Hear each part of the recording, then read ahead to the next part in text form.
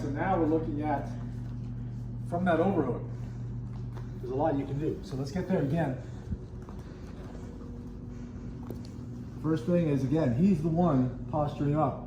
And I'm breaking posture in that moment before he does it back again, is when I make my move and lock down. You got to seize that moment and get it before he postures up again. And so now, once I've got this arm trapped, my focus is on this arm. You attack him one arm at a time. You control one arm at a time. So I've got this, and for now he can't get out of it because, think about it, his head is actually in the way. His arm can't get over here to help this arm because I'm off to the side crowding this arm, and his head is down. When his head is down, he can't bring this arm across to help the other one. So you're actually isolating, you're dividing him in half and isolating one arm from the other. Now I start to attack this arm, combining with my leg and my arm.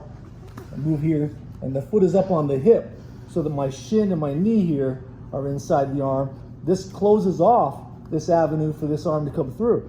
I'm giving his arm fewer and fewer places it can go. Now you notice his arm doesn't naturally want to go back anyway, so he's running up against these limits of his motion, and I've got the elbow. And now you can create this opposing pressure where I'm pushing with my leg as I'm pulling with the arm. This is very strong because my arm is extended, which means it's locked in there. It can become very uncomfortable for him to induce him to do something, to get him to, he's got to do something because this is uncomfortable. And as he pulls it, I get the wrist, and that threads it out a little further. And I can always adjust. I can get more of an angle if I need to by just putting this foot down and coming back up. He's not going anywhere for now.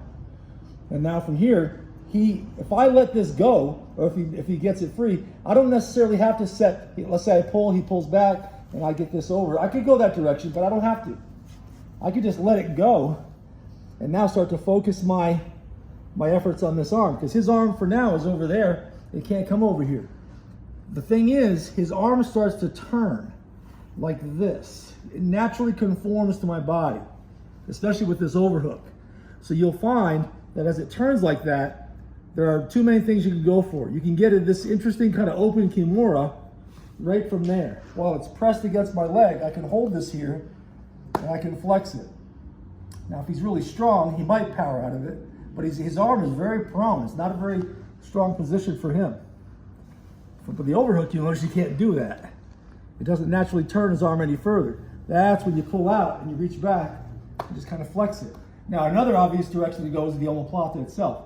He's really there. So I just keep pushing on his hip with the other foot.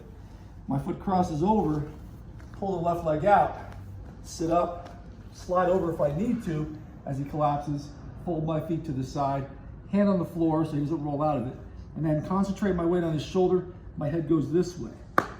So those are the two options where you're continuing to turn his arm this way. However, another thing you can do, which I like to do, is we're here, we go here, I got the arm like this, I let that go, and I let it pop out. I hip into him, and as it pops out, I either catch it like this or like this. You notice that this arm, once it pops out, it just kind of falls right into there. All right, like you poured it into a container. And I'm squeezing my leg, and I can extend. All right, or I could just grab it. Grabbing is nice because now this arm is free. I can get up on this shoulder and bear down on it with my hip. Okay, so you can also get added leverage against that arm by rising your hip up if you don't choose to hook it with your inner elbow. But you will find it's a pretty reliable grip. His wrist gets stuck there and he can't pull it out because his arm is already extended and there's nowhere to go with it. Okay, one more time.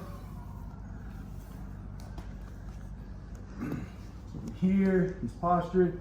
Boom, I'm here. I get like this. I extend and start to just slide. The key here, by the way, is to go from this and this to this. I push my hip into him and slide my shoulder away. That's what elongates this arm. And then I let it fall out.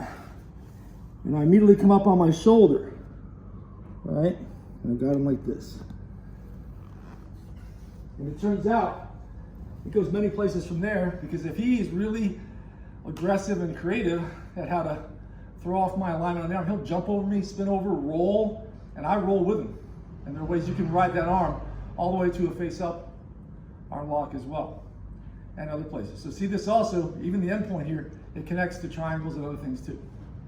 And the person who's really aggressive at trying to get out, you have to go with them and roll and spin and turn with it.